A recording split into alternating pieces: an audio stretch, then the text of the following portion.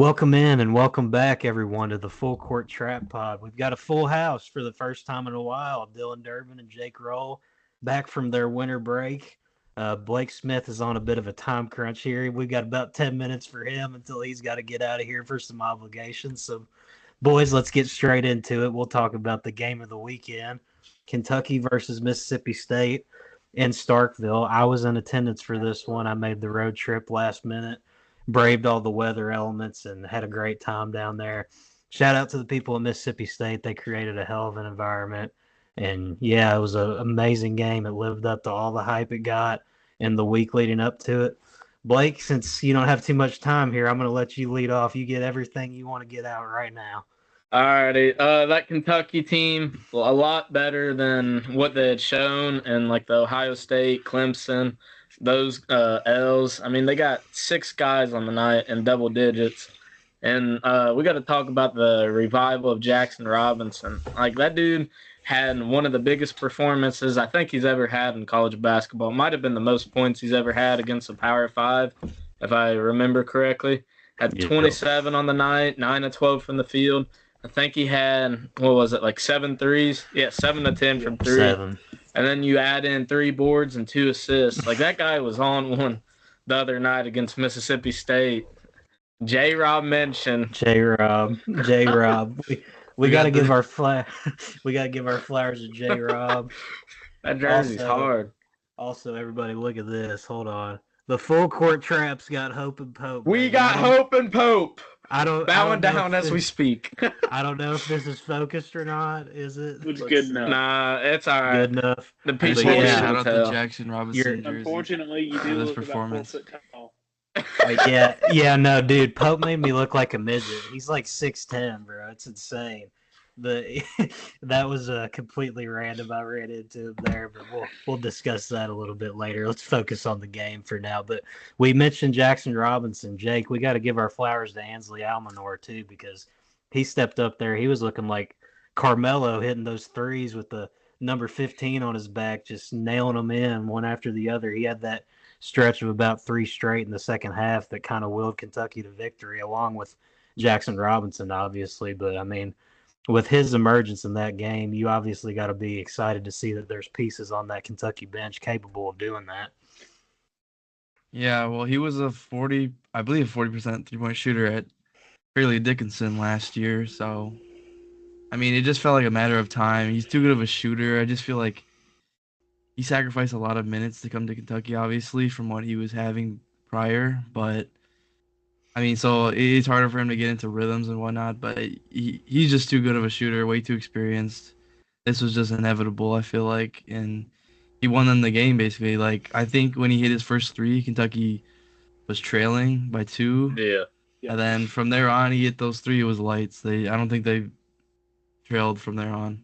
So, Ainsley Almanor, shout out the mid-majors who step up to Power 4.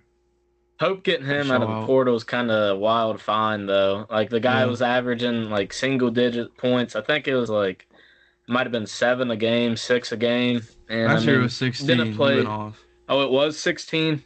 Yeah, last year. Oh, shoot. I thought it might have been the year before I'm thinking of. But, I mean, still, that's a big find. I mean, he's, like, the perfect stretch 4 in college basketball. Yeah, no other Power 4 team, like, wanted him. I think he was going to go to, like, Siena or something, and then Kentucky came in. Boom, Kentucky or Siena. He was the last like scholarship guy I think Pope got out of the transfer portal, if I remember correctly. Mm-hmm. Speaking of the transfer guys, Otega Owe, he had a sneaky good game there, 15 and 8, 6 for 9. Durb, he made some plays there when you needed them. Fun fact about Otega, though, before y'all go on, he's the only player in the SEC to have played every game and scored double digits in all of them. I didn't know that. I actually did not know that. Mr. Consistent. Yeah, he made some plays there that would keep Kentucky in it, and he was pretty solid on the defensive end. I mean, this was an all-around, solid performance as a whole for Kentucky. Durb, what was your biggest takeaway from Owe's performance and beyond? Owe brings the one thing to the table that nobody else on the team really does. He is one of those superior athletes, like one of those guys Well, his whole bloodline really was gifted from God, apparently. Hmm. But, it's one of those guys that can put their head down. He can hit shots, he can do this and that. But he's a menace on defense. Like, he can go at the rim, everything else. And then just without him, it'd be really interesting to see where Kentucky would be at. They're lucky to have him. Yeah, he's kind of Mr. Consistent for this group. And Andrew Carr and Amari Williams, they stepped up pretty nicely as well. But switching over to the Mississippi State side of things here, Blake, before you got a dash, what was your biggest takeaway for them in this game? Obviously, didn't really shoot the ball as effectively as they would have wanted to, but there were definitely some guys that had some big-time performances there. You had one with Cameron Matthews. He was going off. Yeah, Cameron Matthews, he looked like an unstoppable big. I mean, he was putting his head down and just getting anything he wanted. And that reverse jam he had as well, I think it was might have been the second half, late first half. I don't remember the exact timestamp, but that reverse dunk he had was nice. And then Riley Kugel, he's another guy I thought that played really well. Was battling like a wrist injury, I think. I mean, he had like 8 points in only 8 minutes, something like that, on like 3 of 5 shooting. And then Josh Hubbard, I mean, we've talked about him a billion times. We've interviewed him. He had an off game, 5 of 16. Oh, yeah, another one. Yes, sir. Shout out Josh. He went 5 of 16, still at double-digit points. But, I mean, he's one guy. That team's wanting to make like a big run and like the Elite Eight, Final Four, I think he's really a guy that has to step up against teams like a Kentucky, like some of the top comp. This year in the SEC, I expect him to continue what he did last year against SEC comp and just to carry on the momentum from the non-conference he had. Yeah, for sure. I mean, Jake, watching this game, it just felt like, for every kind of run the Mississippi State had, obviously they had the run to, what was it? They were down by like 14 in the second half, about midway through, and they had that run to get back in it. But it just felt like every time they punched Kentucky in the mouth, Kentucky punched right back and had, Jackson Robinson making a play, Ainsley Almanor making a three, or just a guy like Owe, Carr, Williams making a hustle play. Lamont clamping down defensively on the guards. I mean, it was pretty tough for them to try and claw their way back in it after Kentucky got that cushion, even though they did overcome it and take the lead back. But it just kind of felt like it was Kentucky's night there. Yeah, I'm not gonna lie. When Mississippi State got that 6-point possession, Matthews banked in a three, then they called a foul. They hit that corner three. They take the lead. I'm not gonna lie, Luke, you were there. You can probably say more about it than I can, but it felt like the roof was about to come off. Like it felt like the game was over. Yeah. It felt like the game. 100%. I'm like, yeah, I don't know how Kentucky's gonna overcome this. I mean, like they're literally jumping. The place is jumping. So I mean, it's a really impressive win for sure. Yeah, that place was on fire. Those fans, they brought it. I got to give Mississippi State credit. They gained a lot of respect out of me. That's not really a school you look at as a basketball force, but I mean, they brought the energy like they were. Yeah. That is both Blake and Jake talked about Matthews. That is another thing I want to bring attention to. A guy that had shot 5 attempts all year from three goes 2 for 3 versus Kentucky. I mean, including a bank shot. I mean, what's up with that, man? Usually when a bank shot three goes in against Kentucky, that's the ultimate sign that Kentucky's going to lose, in my experience in the past. This time they got a bank shot with, like, another three right after. So, like, it was a bank shot plus a 6-point possession. That's, like, the ultimate killer. Yeah. And an underrated moment in this game that I was just thinking about, Kentucky going into half, Mississippi State obviously had some momentum, and then Lamont Butler gets that three up at the buzzer to send them into halftime with, I think it was a 5-point cushion. That kind of took the air out and led to Kentucky coming out strong in the second half. And I mean, and then Jackson like 4 out of half, right? Yeah, that's when he came out really hot. But I mean, I think that at halftime kind of changed the game, and then they came out firing. Obviously, let go of the rope, but did enough to overcome that and maintain the win there. Derb, I got a question for you about this squad. I mean, we obviously see that when they're humming offensively, it's kind of hard to slow this team down. But I will say the one big concern I have right now is that it seems like this team is kind of going on a path almost similar to last year where they can't really guard in spots, and it's a little bit worrisome. It's not as bad as last year because last year was just atrocious, but I feel like they're going to have to step up the intensity there a little bit because in their two marquee SEC wins so far, they gave up 100 to Florida and 90 to Mississippi State. Yeah, I don't know. I mean, hate is a strong word, so keep that in mind when I say this. I've never loved and hated a team. I don't think as much as I have this one because, like, when they're on, and it's incredible. And then some days you're just like, man, what the hell is going on? And it's just you never really know what you're going to get when it comes down to it. And but what I will say, I guess, what this team has that last year's didn't is there is a lot more veteran leadership on this team. So, kind of when stuff isn't going all that well, they still got guys they can lean on. Like, how many times have you seen Andrew Carr hit that little post move and just roll it in there for an and one? Yep. We didn't really have anybody like that to go to last year in bad situations.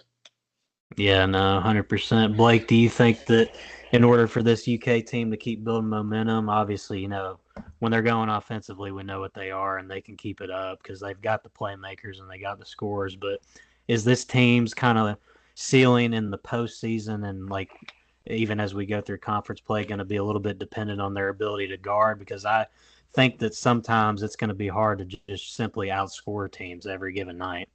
Yeah, the last thing I'll say before I got to head out, I think defense is their biggest weakness right now.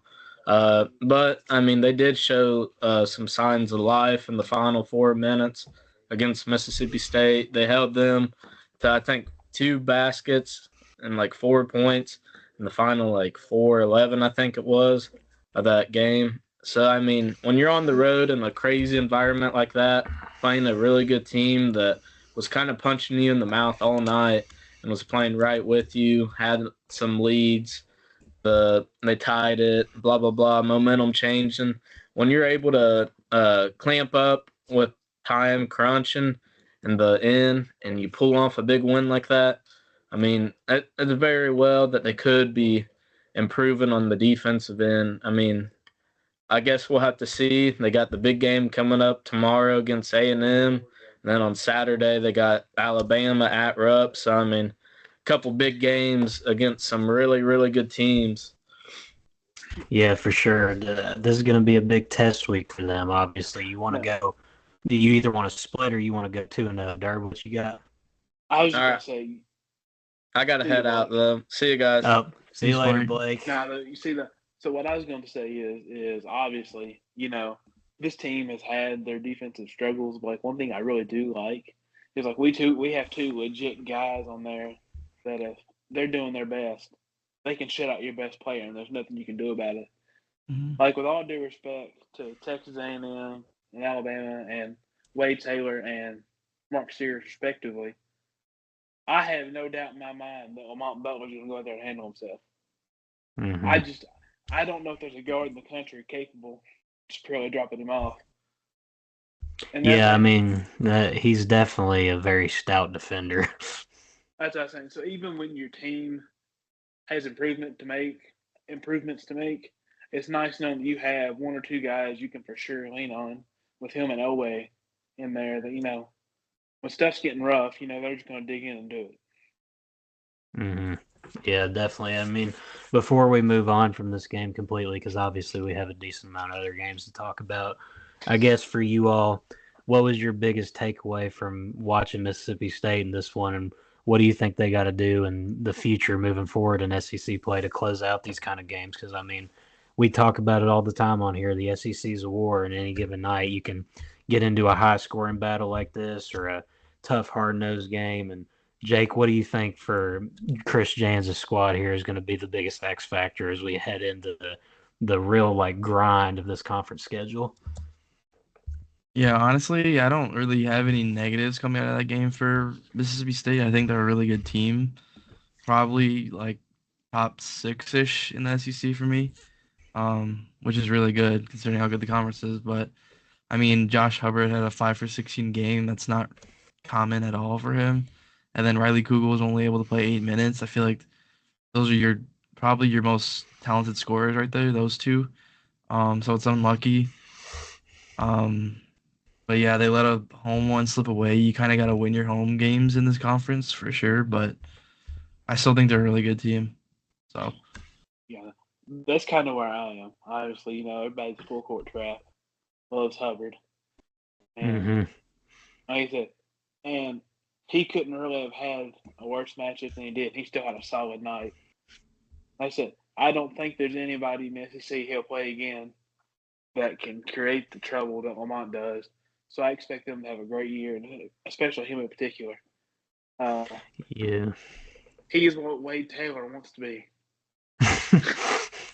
We'll be talking about Wade Taylor here in a little bit because Kentucky's got that A&M game on Tuesday and then Bama on Saturday. But yeah, I'm really glad I got to experience this game in person because, I mean, obviously, I'm a Kentucky fan first, but college basketball fan in general. And I mean, from a college basketball perspective, that's about as good of a game as you can ask for. Two teams playing at a high level, elite scoring, and playmakers on both sides. That was definitely a great memory there. I do have one question about that game, though, or like the atmosphere. Hmm. How Yeah. different was it being somewhere like that with only 9,000 versus being somewhere like Rupp with 26?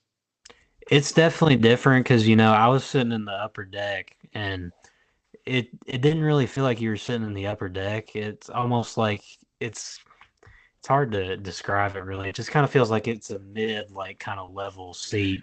But I mean, it wasn't bad by any means, and really it gets loud in there because I was it's say, obviously that Coliseum type build, and there's so few people, but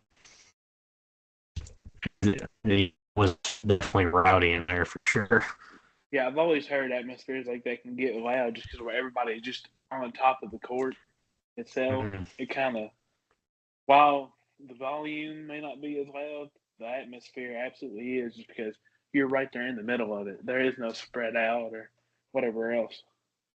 Yeah, it did kind of feel like you were like over top of the court almost. Like the sound just kind of reverberated around you. But in the loud moments of the game, it was crazy. I was very impressed, obviously, with the environment Mississippi State created there. And they've got an exciting team moving forward, and we're definitely going to be talking about them some more.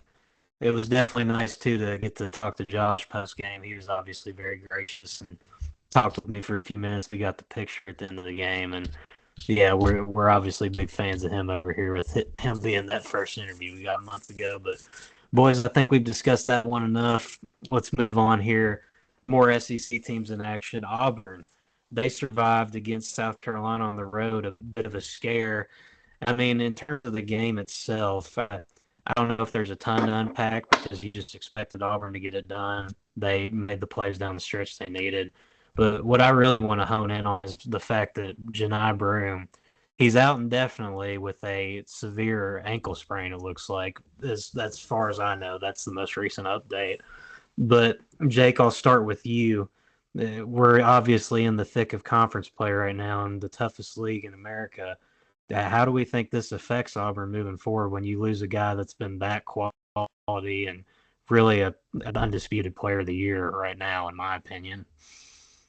yeah, it's definitely big losing the player of the year. The good thing for Auburn is I think they're probably the best suited team in America to lose a guy like that because they have a really good and experienced setter behind him, Dylan Cardwell. He's not Johni Broome, but he's really serviceable. A really good passer. He knows his role. So I mean, yeah, losing Johni Broome definitely hurts, but the good thing is, I know Bruce Pearl said that there's no timetable for Broome as of right now, but looking at the schedule, it's kind of favorable. You have Mississippi State and Tennessee at home coming up. You got to go to Georgia and at LSU, but I mean, like the next 2 weeks are definitely doable without Johni Broome, and I'm talking like not losing a game. So I think it's doable. Yeah, in his absence, Miles Kelly and Todd Pettiford were big. They made their shots. Yeah, it was kind of a dud game for Auburn though. It kind of looked like for this, like they almost like weren't beatable. Obviously, Duke got them at home, but like Auburn could have easily stole that from them. But this was the first time where it looked like Auburn kind of showed like vulnerability. And a lot of that I'm guessing is going towards Broome getting injured. But yeah, I mean, Nick Pringle, the former Crimson Tide, had a chance to put it away, but couldn't convert at the line. That's tough. Yeah, no, he had the Reggie Miller kind of choke there. Unfortunately, I caught the last minutes of that game once I got to Yeah. Starkville. But Derb, I mean, I know that you had eyes on this one. We'd be remiss if we didn't mention the performance of Colin Murray Boyles for South Carolina. He was hooping and He had dropped 26, 25. didn't he? Yeah, 25. 25, 10 for 18. He had a hell of a performance. It really stinks for him that they couldn't get that job done. And I guess what was your biggest takeaway out of South Carolina? I mean, this is a team that's kind of looked upon as like the consensus, maybe bottom 2 or 3 team in the SEC, but they put up a hell of a fight against what's probably the best team in the country when Broome's healthy, at least. South Carolina is probably a victim of circumstance. Mm-hmm. They aren't that bad of a team. They're not as good as they were last year, but they're not a bad team. They just unfortunately happen to be in the best conference probably ever in a single slate. So it's kind of hard to when you're good, but everybody else is great. It's hard to compete. Yeah, it definitely is. I mean, if you threw them in the ACC, what do we think they finish at? We think they finish kind of in like that 5 to 8 range, probably. Probably for sure. I don't know if they crack top 4. I mean, the ACC it's weak, but there's still some decent teams in there. But But they'd I, definitely be the best Carolina team in that situation. Not counting Duke, I of course.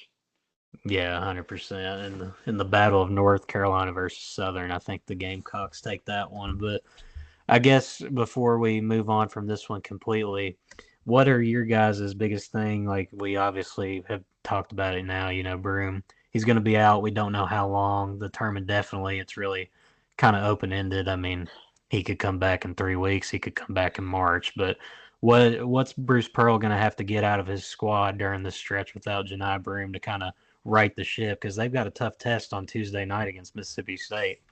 They've definitely got to get a lot out of the team. Auburn's the number one team in the country at this point, and rightfully so, because they are a better team than just. It's not just the Johni Broome show. They are a good team. However, they did get lucky with a lot of their games being at home during this stretch. What they didn't get lucky with is who those opponents are. So while they could go 3-0, they could very well drop 2 of the 3. Mm-hmm. Or hell, maybe even 3 out of 3 if it goes horribly wrong, because you're getting Mississippi State. They're a very quality team. You get Tennessee, although they got BTA'd versus Florida. They're a very good team. And then Georgia, if Auburn shoots more than 10 free throws, they might win the game versus Georgia. Yeah, Georgia games, they've been a little bit of a rough watch on the eyes Yeah, there. Georgia's on a generational free throw shooting run here at Yeah, home. they have gotten their results though. We'll talk about Yeah. them here in a minute. But Jake, I mean, I asked Derb. Now I go to you. What's going to be the biggest key here for Bruce Pearl? I mean, obviously the team isn't just the Johni Broome show, like Derb mentioned. This is a quality supporting cast overall, and they can definitely weather the storm here. But when you lose a guy that's that talented, you can't just blow it off like it's nothing.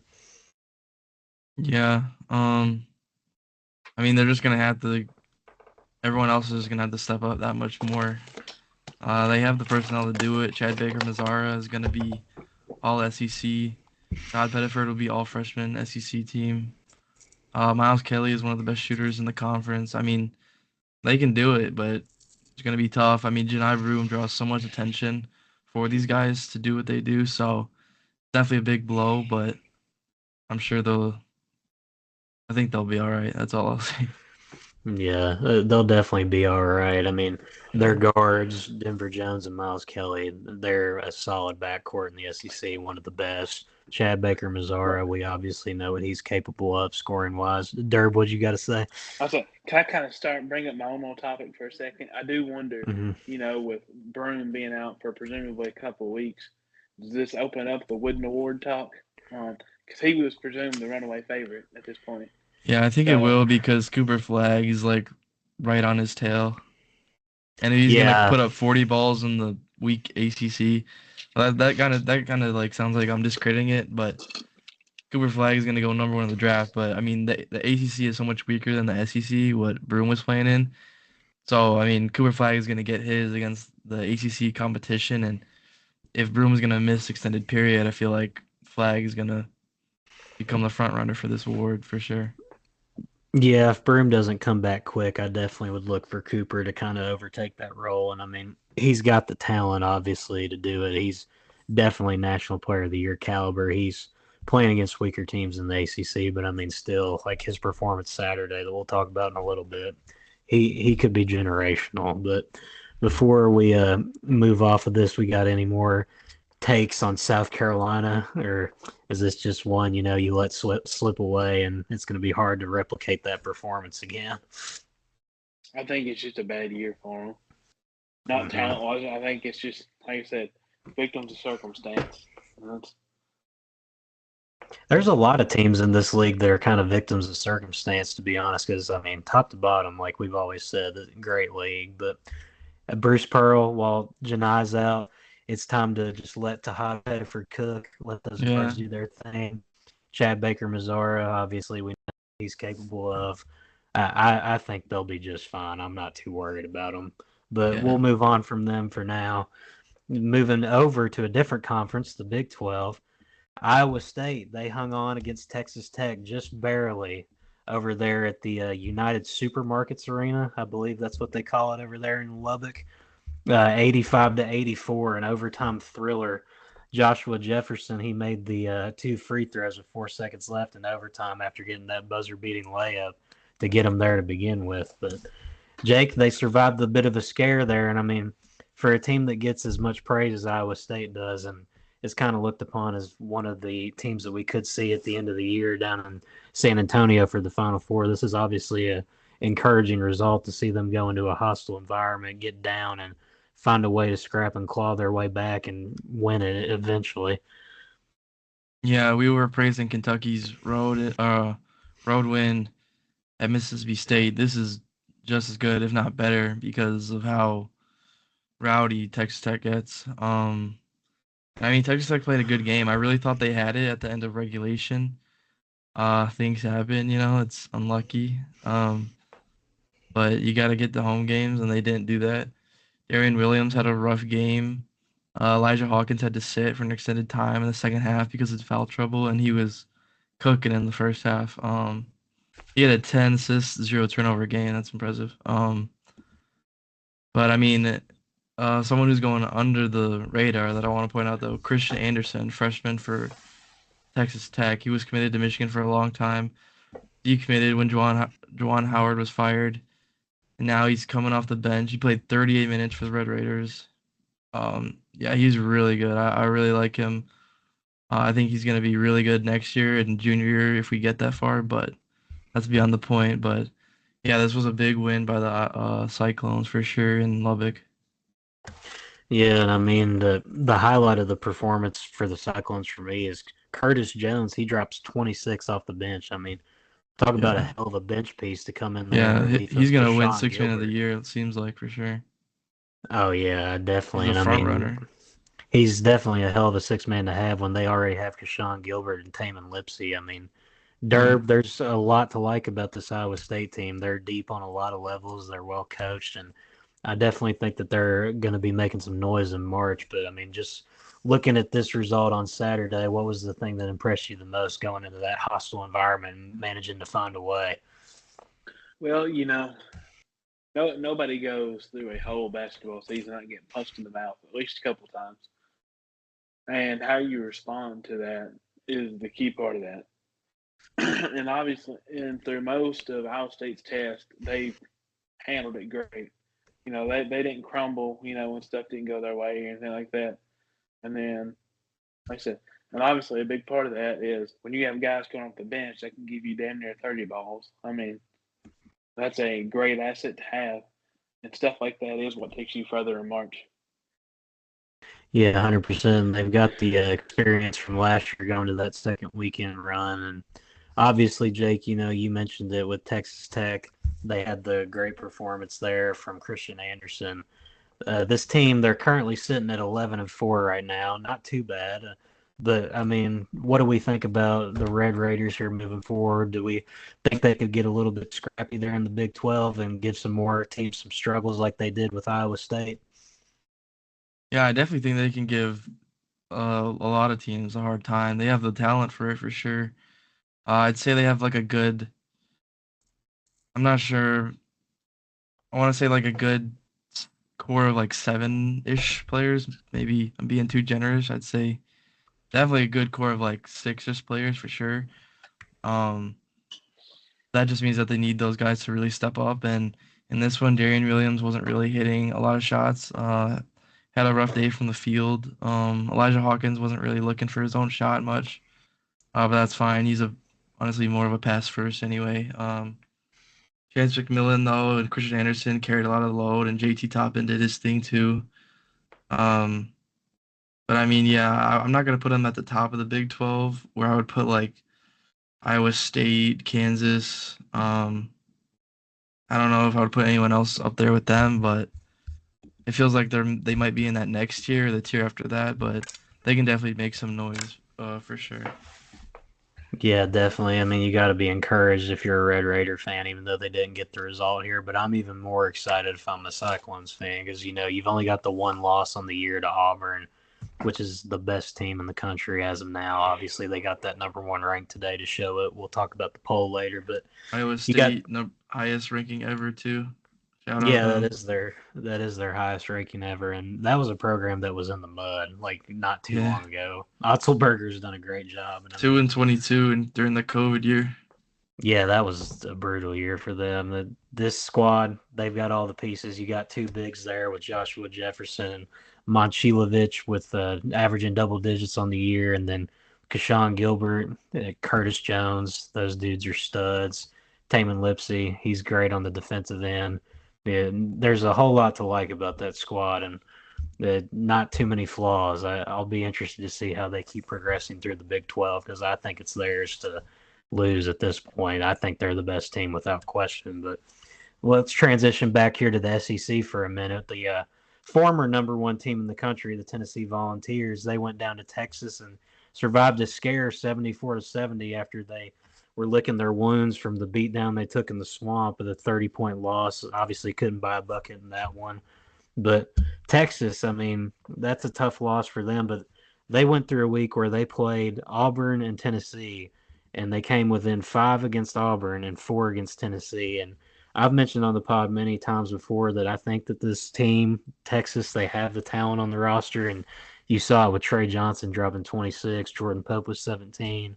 They're going to get somebody eventually, Jake. It couldn't happen this week, obviously, because they played two great teams. But yeah, I'm pretty impressed with Texas's resolve here in this tough week of play they had to go up against. Yeah, for sure. It's just disappointing that they couldn't get one. You had two marquee matchups at home, and you dropped both. It feels like this is an 0-3 start for Texas. Is definitely not what they were hoping for. I feel like it's definitely an underwhelming season thus far. Trey Johnson will be a top 10 pick. I don't see him falling out of that, but he was having a shoot around on Tennessee. But outside of that, Jordan Pope had a good game. But outside of that, it's like where do you go after that? It's like when Trey Johnson came out of the game, Tennessee went on the runs, and I don't even think Tennessee played that good of a game either. Um, but I just like it doesn't seem like you're getting anything off the bench besides Larry from Texas. The front court isn't that good. Jedrick is not really cutting it for me anymore. Not like it matters, but what I think. But um, Kaluma had a good game against Auburn. Opposite in this one. Um, Yeah, he had one of the yeah, best games of his career against Auburn. That was yeah, insane. He put up 34. yeah.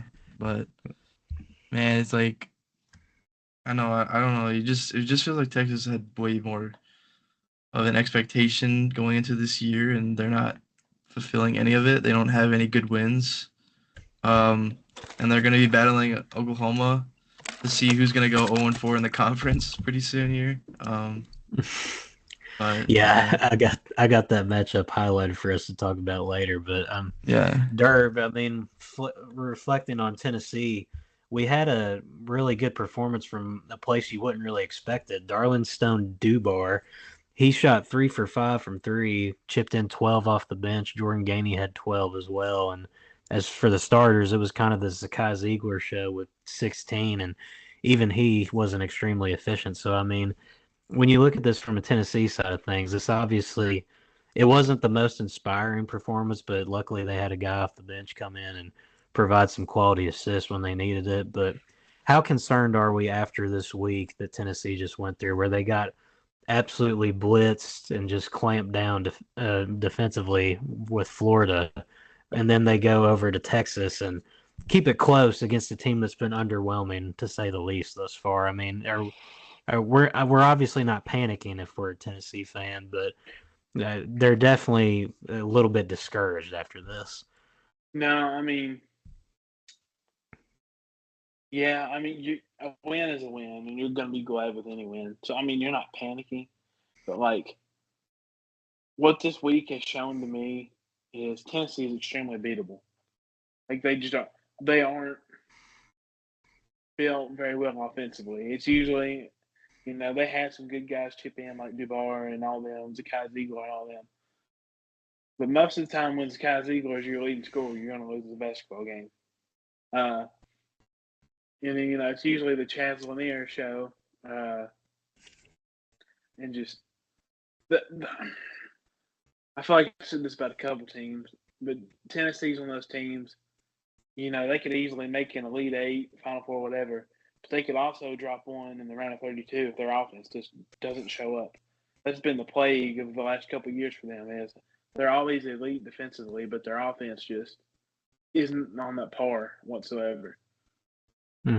Yeah, I mean, last year it was kind of a different kind of year for them. They were a little bit better offensively. A lot of that had to do with Dalton Connect just being a stud, but usually the DNA of Rick Barnes' teams is a lot of physicality and defensiveness as compared to offensive flashiness. No, I'm sorry. Now, I may be way off with this, but didn't they have like 17 points going into halftime versus Florida? It wasn't much, or 20. yeah, they had 15. 15. I mean, no, obviously Florida's a very good team, so I'm not just kind of chalking out and say they're horrible because like Florida, extremely good team. But you should not be a major player in college basketball only scoring 15 points in half. That's just in no world should that ever be acceptable. Yeah, no, definitely not. And I mean, when you look at the performance as a whole from Tennessee, Chaz Lanier obviously didn't have his best game, and I want to talk about some comments that were made regarding Chaz Lanier by Rick Barnes. He just went right out and said it in the post-game press conference. He told Chaz when he took him out that if you're not going to do what you're getting paid to do, you can sit. So it's a weird. I mean, obviously NIL's been around for a while, but it's weird to see coaches just calling players out like that. And Rick Barnes, obviously, he's making it clear that he wants Chaz to be the shot creator, the shot taker, and if he's not going to do it, then he's just going to sit him. And I mean, I don't know if you all agree with me, but I do think that him scoring and being the best version of himself is going to be a lot that does with where Tennessee goes this season and how good they can be.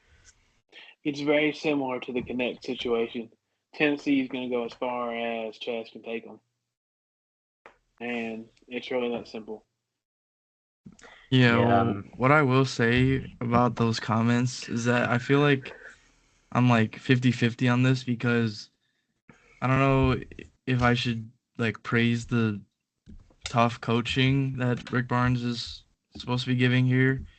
Because at the same time, if you think about it, all these players and their agents, they're like using the portal to do all these things, like demand all these types of money. So, I mean, it obviously seems like Rick Barnes isn't happy about it, but I mean, I think at some point this is what has to happen because it's becoming more like a pro scene, and these players and their agents are demanding all these contracts and this type of thing. So you have to treat it like that. But at the same time, Chaz Lanier is a sub 20 points per game scorer and has basically been the main not even basically, but he is the main source of scoring for Tennessee. And I mean, he had a rough game, all right, but he's basically carried the load for Tennessee this year. And I feel like Rick Barnes putting him on blast in the post game press conference was kind of like, I don't know how to feel about it, but I don't know. It's just, I don't know. It's a crazy changing scene, I guess, is all we can do, like,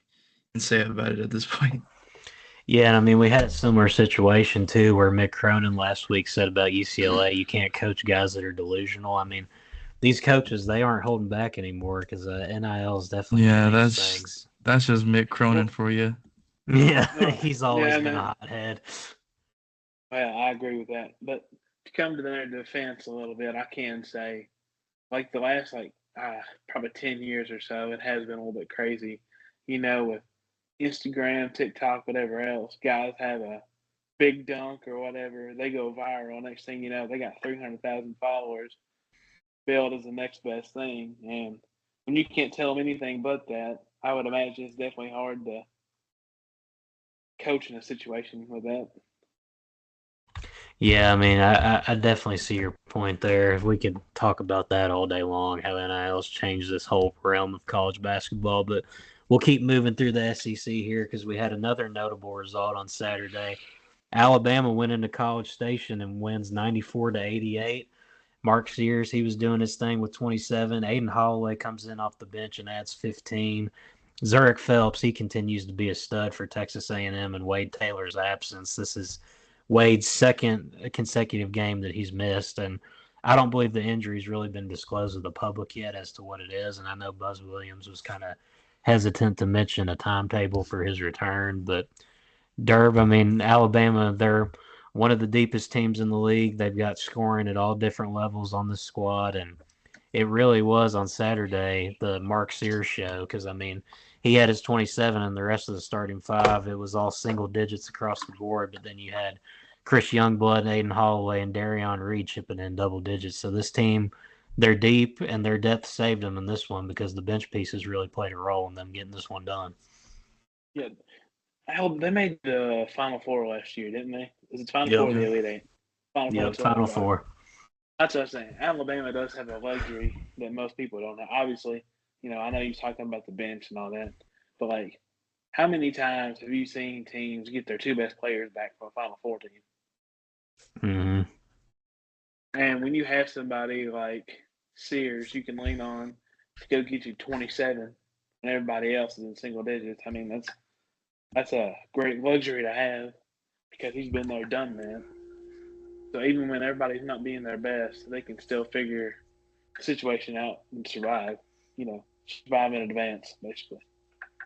Yeah, I would be remiss if I didn't mention that both of these teams shot upwards of 40 free throws apiece. So, high scoring game, but a lot of it had to do with the free throw margin there because both these teams shot. Alabama shot 39% on the game, and Texas A&M shot 38.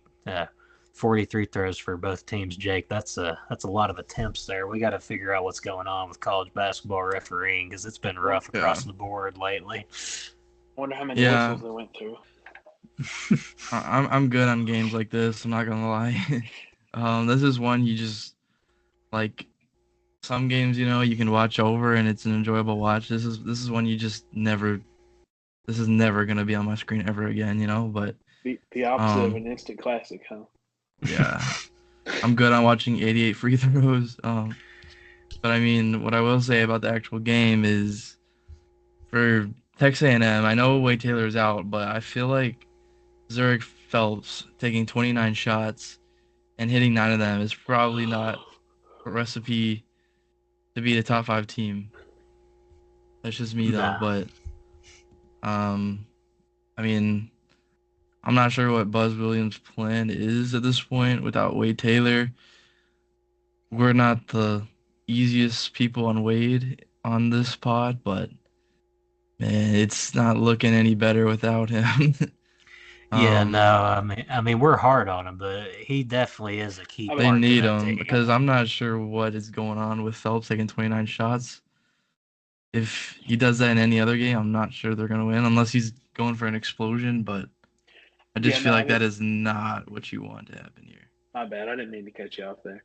Oh, no, I was you gonna good. say, yeah, obviously me included, I give Wade Taylor, a lot of shit. But he is one of those guys that when you need a bucket, he can go get it, and Mhm. you can't really just replace that with anybody.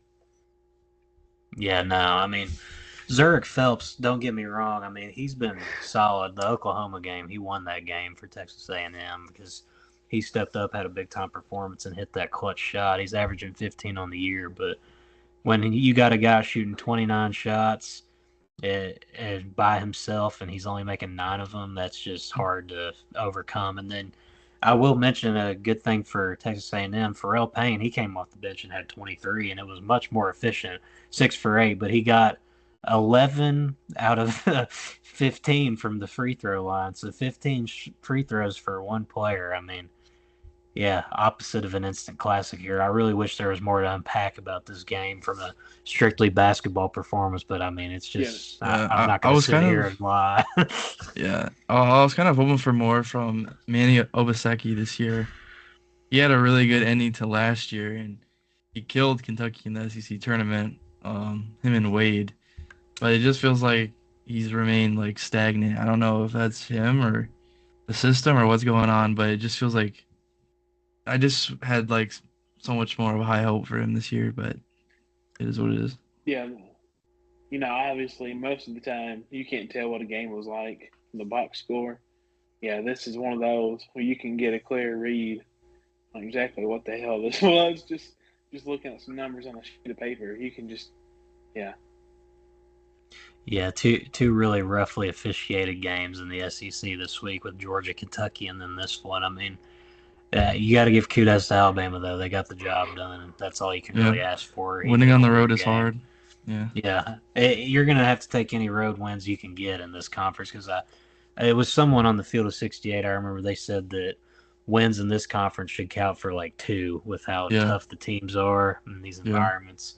yeah. But speaking of a team that went on the road and won, the Florida Gators, they storm into Bud Walton Arena and they come out with the win against the Arkansas Razorbacks, 71-63.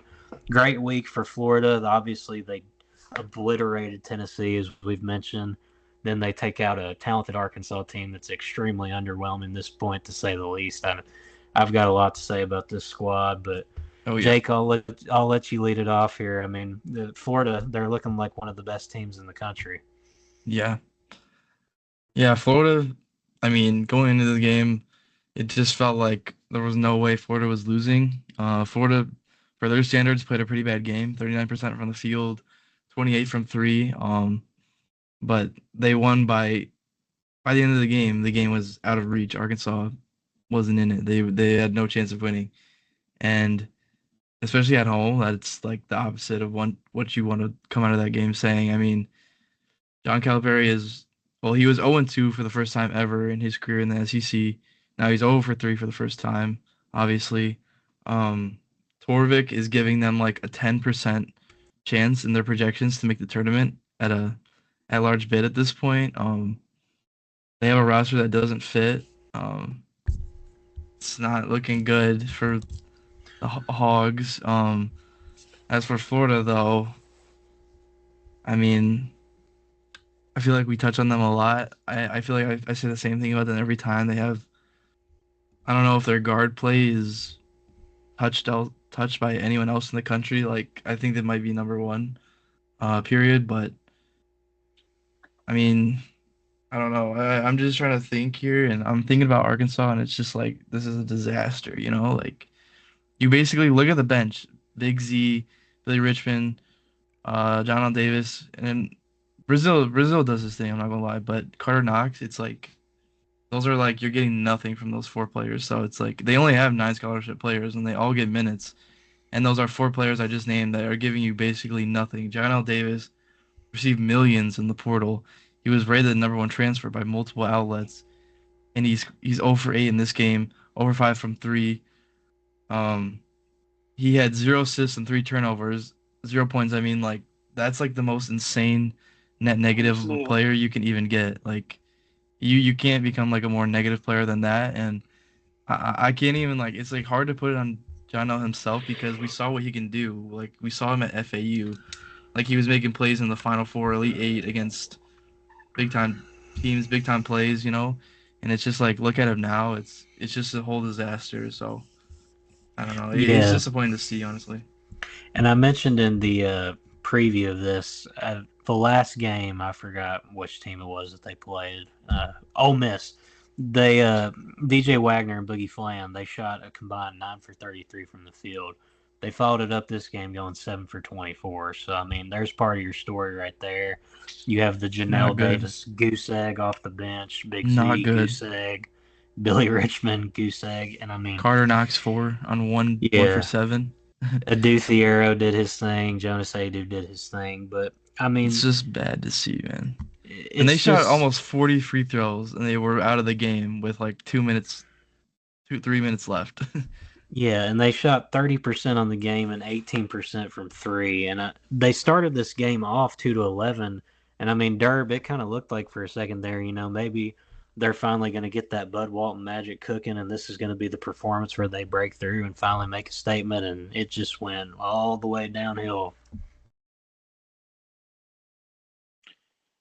Yeah, I don't know. It's just a poorly put together roster. It just really is. Yeah, you hear a lot of Arkansas fans. Oh, it's his first year. He barely had time to put the roster together. This is basically identical to the roster he was going to have at Kentucky this year. I mean, identical. The only difference Yeah. is Jaden Clayton's. I mean, yeah, he's good, but and Baby Shaq, Santos Cyril. oh yeah, Cal could have played those two together on the court at the same time.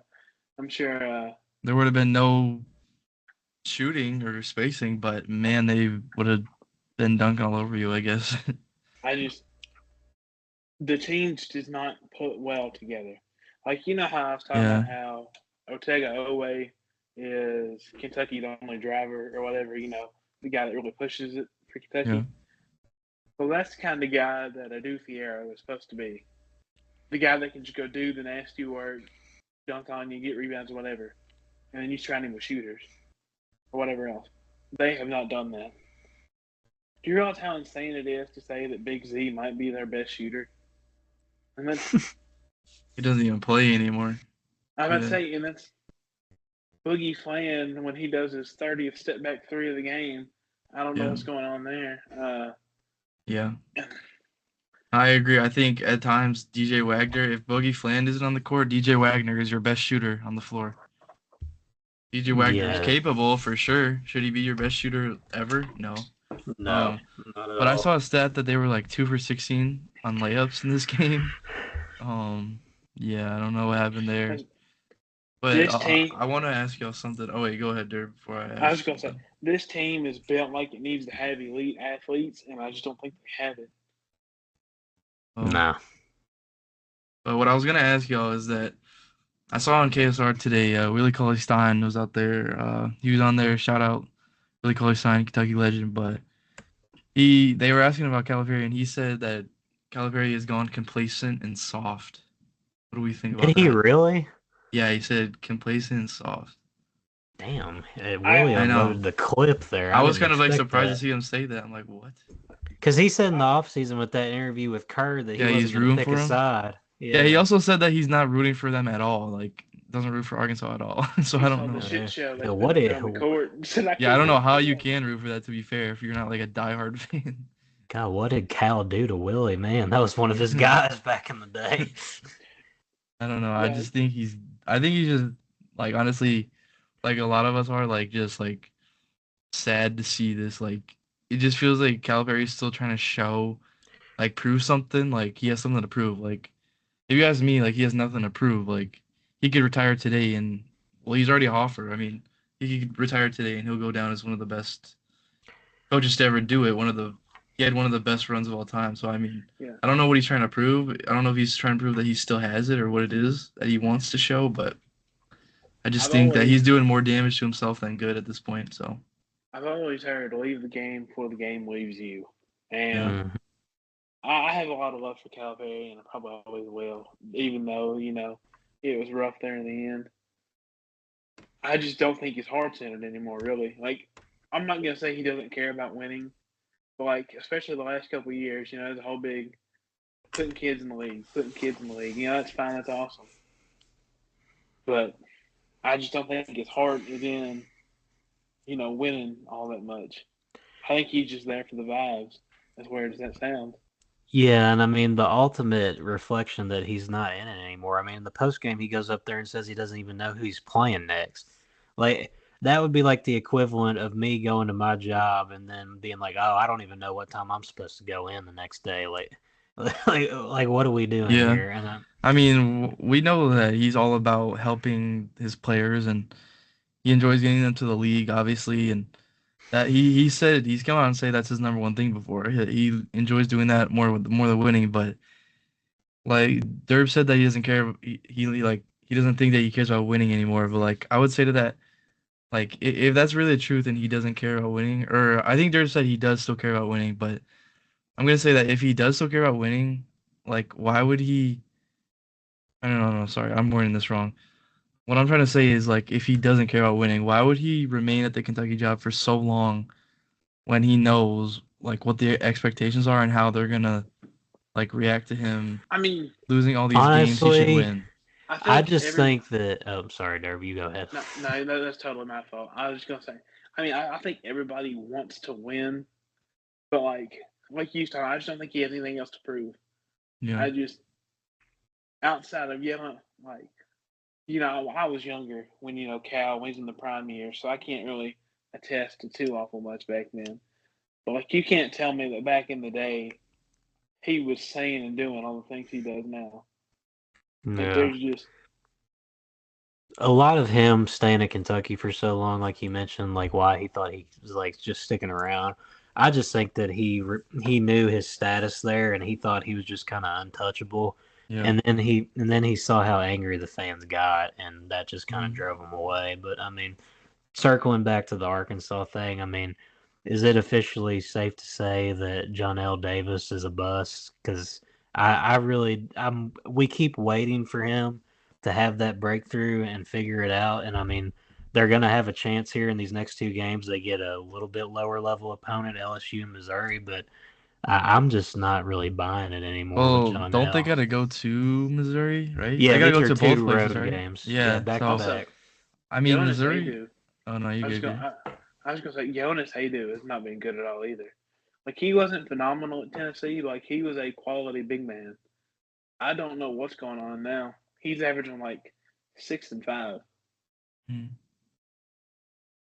Yeah. Yeah, He's been I better don't know. recently. I think he's getting over an injury still. He's been better as of recent, but yeah, he had a really bad, really tough start to the season. But with what Luke said, going to Mizzou and LSU, I mean, a few weeks ago I probably would have said they win both, right? But now I think if you guys ask me to make a prediction right now, I say they take the game at LSU and they lose at Mizzou because I think Mizzou's firmly better than them at this point. Better coaching, better execution, better roster, better put together roster, at least not more talented. But that's what I said. This is the last thing I'll say on it, but like I like to say that the only like positive Arkansas got out of this like Mark Pope, John Calipari like saga with the hirings is that they sent Kentucky into a coaching search that Kentucky wasn't necessarily ready for. Like Mitch Barnhart didn't go into the offseason thinking he was gonna have to find a new coach, and so he was unprepared for that. That's the only positive that Arkansas had, and it's looking like Kentucky still found a home run hire in Mark Pope. So Also, I shout don't out know, Kenny but Brooks. Kenny yeah, Brooks. Yes, Kentucky sir. boys basketball 14 or 15-1, I believe. Before we close the door on Arkansas for today completely, I want everybody as of today, January 13th, make your claim right now.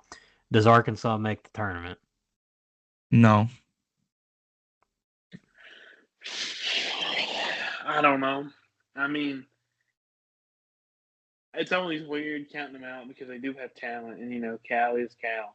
But like at the rate they're going right now, 0-3 start. That's bad, especially yeah, with no signature wins.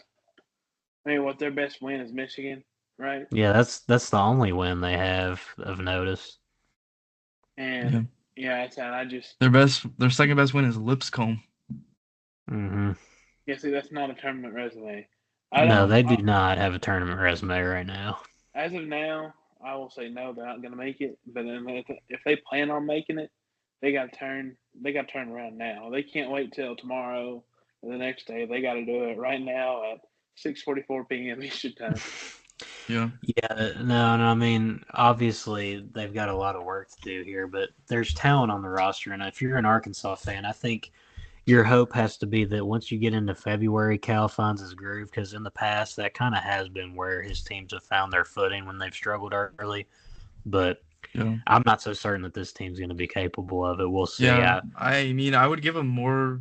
I would have more confidence for them if this wasn't like an all-time historically great conference as it is right now. But they still got to go to Kentucky, go to Auburn. They'll get Alabama at home. Trying to think the rest of the schedule. Who are the other good teams? They already lost to Florida at home. Yeah. Yeah, I mean it's going to be Yeah. tough sledding for sure. Yeah, They've got to go to A&M as well. Yeah. You cannot afford to have bad nights. Like I'm only going to touch on this for like 2 seconds, to wrap it all in together. Like you used to about Auburn and South Carolina earlier. That just proves that you cannot afford to have bad nights in the SEC. Yeah. Because whether they're in the bottom of the SEC or the top of them, Yeah. if you're not paying attention, they're going to hit you and they're going to hit you hard. Yeah. And you can't recover.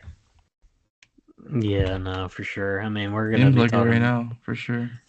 Yeah, we're going to be talking about Arkansas plenty moving forward, I'm sure. And moving on to another SEC team that's underwhelmed after an undefeated start, Oklahoma. They fell on the road to Georgia. That puts them at 0-3 in conference play as well. It kind of almost seems like the Sooners have been a little bit exposed because we mentioned that their non-conference it was decent, but it wasn't anything scary. And I mean, Jake, what are the Sooners going to have to do to get this thing back on the tracks here? Because I mean, as much criticism we had for Arkansas, the Oklahoma, they're following a similar path right now. Yeah, I mean, I think they're also just a victim of the conference. I was kind of hoping for more after last year because they had a really good record last year too, and then conference play came around and they crumbled. It's not looking any different so far, 0-3. Um, Jeremiah Fears, man, 1 for 11, that's rough. But yeah, they Georgia shot 28 more free throws than them in this one. So I mean, Georgia's on a generational free throw shooting run at home. They get Auburn there soon without Broome. Watch out. They might go for 50. But yeah, I mean, Georgia's tough at home for sure. Georgia's just really like, I feel like Georgia's really like, I guess the word is like athletic. I mean, that's the best way I can put it. Like, they have just athletes all around the floor. Like, if you're gonna play soft, you're gonna lose to Georgia, especially They at are home. built very similar to your old style Calipari teams, if you think Yeah, about it. Asa Newell is like Asa Newell is a force, man. So is Samto. My God. Yeah, Yeah, Ace and Newell. Yeah. give Calipari Georgia's roster, he's probably doing pretty good right now. That's his bread and butter. But instead, no. Well, he had Samto. He didn't take him to Arkansas with him for some reason. Yeah, he sent him away. I don't know why he did that. Sometimes been a good bench piece for He Georgia. could have, yeah, he could have been playing Samto 60 minutes a game, and he could have been doing what he's doing at Georgia right now. But instead, he has Big Z as the backup five, and not even playing him. So Yeah, and then I mean, Georgia, they're kind of sneaky deep. I mean, they got Somto, they got I'm trying to think, I'm derping on the name, Dakota LaFew. He's been solid off the bench. He had a good outing in this one, and then their overall core, Tyron Lawrence, Silas Demery. That's a very solid backcourt. Asa Newell, he's a stud. He's going to be a lottery pick. yeah, They finally got ranked in the newest poll, so they've been given their flowers here. yeah, What do we think about the Bulldogs? I mean, this is 2 top 25 wins in 1 week. That's obviously a dream start to conference play. But they're yeah, definitely off to a good start. I said they're very physical, athletic. You know, Mike White doesn't look like a complete fool anymore for leaving Florida. They got a solid roster. But now, before I give it to you or Jake to do whatever, I do want to say Santos Surreal's technical has to be set over or under 3.5 for the year. Because how he's not having one called yet, I don't know. But did y'all see bro hanging on the rim the other day? Yeah. If that had been a Kentucky player, they'd got thrown in Guantanamo Bay. Yeah, no, I mean, I love the intensity and physicality of Samto, but he's definitely had some moments there where you'd think you might see a tech. Yeah. But Mike White, he's cooking. I mean, this squad, they're overperforming so far, and you got to give them their flowers. They're looking pretty solid. But speaking of giving out flowers, I mean, Cooper Flagg, what a performance. 42 points, breaking the ACC freshman scoring record in a single game. I think it's really this game, the analysis for it is it's the Cooper Flagg show. I mean, this just was an unreal performance all around. And then 3-point wise, Notre Dame, they shot 14 for 24, did their best to stay in it, and they gave Duke a scare, honestly. I mean, they hung around and made it an 8-point game there at the end, but Duke's talent was just too overwhelming. Yeah. 42 on 14 shots is absurd, especially in college. That's unheard of. I guess maybe people can finally chill out on the takes they were given towards Cooper Flagg won't be the number one pick. Just take Dylan Harper or whatever. I mean, Dylan Harper was making a really good case, but I just don't see how you can pass up on Cooper Flagg in this draft. Especially if you have the number one pick. But yeah, I feel like I don't have a huge game takeaway. Duke beat Notre Dame at home. That's supposed to happen, especially this year, but that's crazy by Cooper Flagg. And they're gonna need him and Malawak in the front court to keep up the high level play because John Shire said today that Malik Brown is out for an extended time. Yeah, I saw that earlier today, and I mean, you mentioned Malawak, Jake. When you've got a guy like him that's dropping 19 and 10, and it's the sideshow, that just shows you how elite the talent is there at Duke. And I mean, this was a complete front court game for Duke. If you look at the box score, the guards gave nothing towards scoring. They really didn't give anything towards assisting either, because I mean, Proctor and James, they didn't have a ton of assists. This was just the Cooper Flagg show. Yeah, I mean, Cooper and Kamen, they just said, get on our back and let's roll here. Derb, what do we think about Duke? I mean, obviously we've talked about them a lot here, and they've got arguably the most talent of any team in the country, and I definitely see them obviously being the number one team in the ACC, but I don't know if we've talked about this team as a possible natty contender yet, and I think they're definitely reaching that territory as maybe the natty favorite because I just think this talent on this group is so elite. Yeah, when you've got a guy that can go drop 42, didn't he have damn near triple-double too? Oh, almost, yeah. That's what I thought. It was like 42, 12, and whatever, something like that. Either way, it was a lot. 42, 7, and 6. Oh, okay, my bad. Either way, legacy run. Also, I feel bad for Notre Dame. They almost had a legacy game, and it just got tarnished. Because hitting 14 threes is no easy task. But that is another thing for Duke. When you have an opponent come in and shoot the lights out like that, but then you have a guy that can just wipe that all away like it never even happened. That's an incredible thing to have. They definitely are a title contender if Flagg continues to improve and do how he's been doing so far. It's interesting to see how far he can take them. Yeah, for sure. I mean, the only concern I have for Duke in this one is they were up by as much as 18 and obviously come away with a single-digit win. Maybe just focus in on wrapping up the game with more overall intensity for them is the biggest takeaway from this one. But obviously, nothing you can really complain about if you're John Shire. Maybe want to see a little bit more out of the guards, but just one bad game for them. Nothing to be too concerned about. But a team that I am concerned about at the moment, Illinois, they dropped one to USC at home. They lost by 10. Eric Musselman gets a marquee win for the Trojans there. Jake, how bad does this team need Kasparis Jockionis? Because they definitely look like they're not the same team when he's not out there on the floor. Yeah, they need him really bad because he runs the show, obviously. They don't really have anyone like him when he's out, obviously, but no one else does when they lose their best player. But yeah, I mean, to lose to USC at home though was kind of rough. We're gonna see if that's just a fluke upcoming, obviously, with their next stretch of games. Hopefully, Akachonis is back pretty soon, but I think when I saw that for USC, this was like their first road ranked win in like I don't even remember the year, honestly. I just glanced at it. It might have been like 10 years or so, something like that. It was crazy. And Eric Musselman is saying to Arkansas that they shouldn't have gotten rid of him or they shouldn't have pushed him out. They should have appreciated him while they had him, I guess.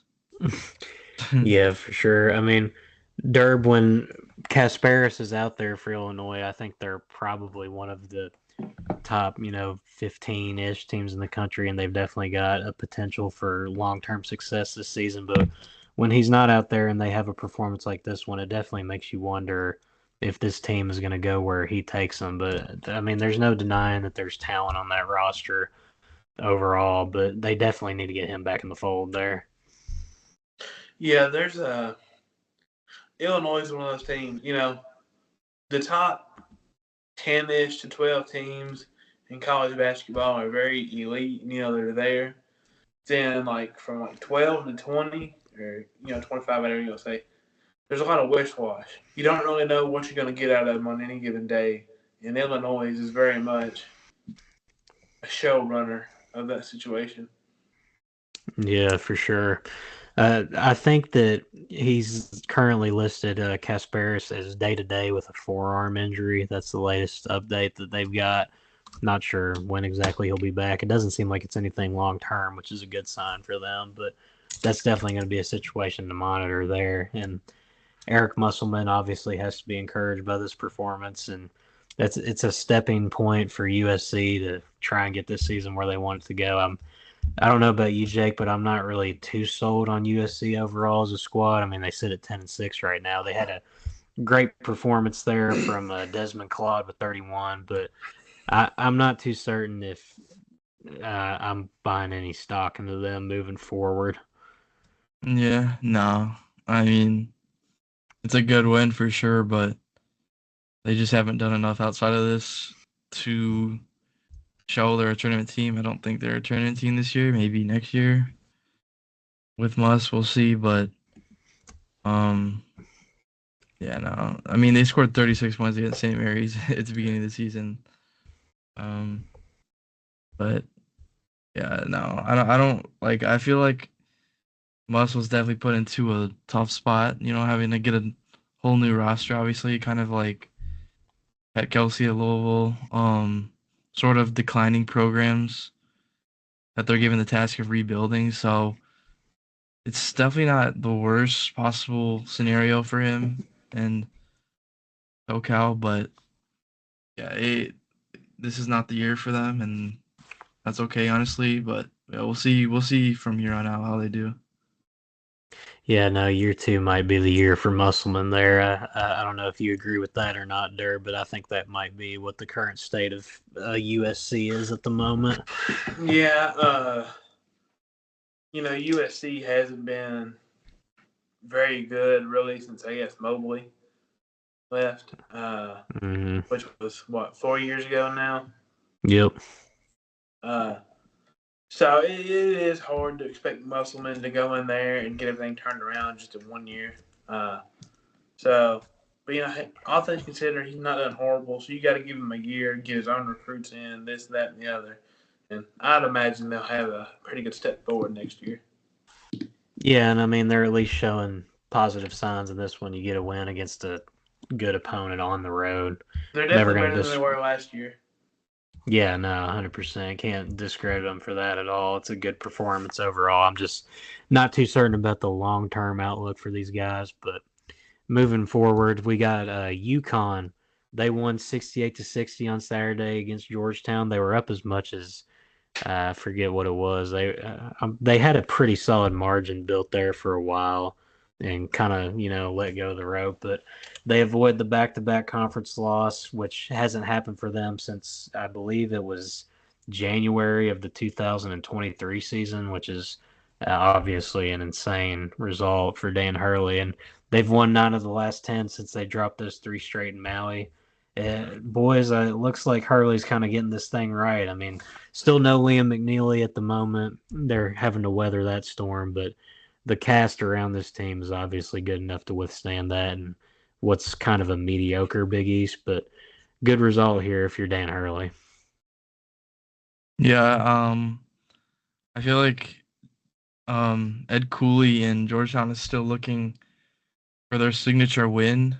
In his first 2 years here, I don't think he has one yet that you can really like pinpoint to say like he's getting Georgetown jump started back up again. But there's certainly no pushover. 12-4 on the year, and Connecticut is still without Liam McNeely. So, and it's hard to win on the road, simply put. So I mean, can't discredit them in any way for this one. This is a good win.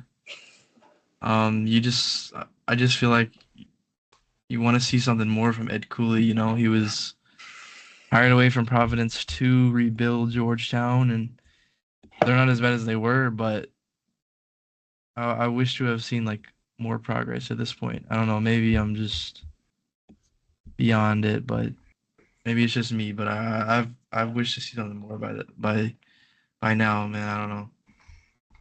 Yeah, I mean, it's obviously, they take care of their business, UConn. Obviously good to get a road win in conference play. Derb, 9 out of the last 10 for Dan Hurley, like I mentioned. I think it's safe to say this squad has officially turned the corner. Yeah, good. I talked my talk when they was having the real bad stretch there. I We took all did.